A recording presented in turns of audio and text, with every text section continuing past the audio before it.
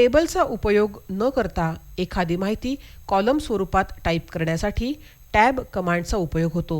Tab set करण्यासाठी सर्वात सोपी पद्धत म्हणजे जिथे जिथे टॅब सेट करायचा आहे तिथे रुलरच्या बेस लाईनवर क्लिक करा किंवा पेज लेआउट टॅबमधील पॅरेग्राफ ग्रुप हेडिंग समोरील डाऊन ॲरोवर क्लिक करा. स्क्रीनवर पॅरेग्राफ डायलॉग बॉक्स ओपन होतो.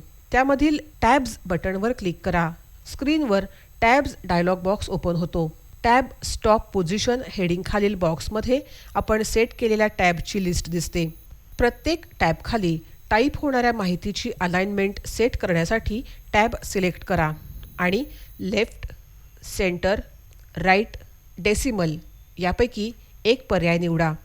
2 टॅबच्या मॅटरमधील मोकळ्या जागेत आडवी लाईन व त्या लाईनचा प्रकार सेट करण्यासाठी लीडर हेडिंग खालील 1, नन, 2, 3 किंवा 4 यापैकी एक पर्याय निवडा आणि सेट बटनवर क्लिक करा. सर्व टॅबची सेटिंग केल्यानंतर ओके बटनवर क्लिक करा.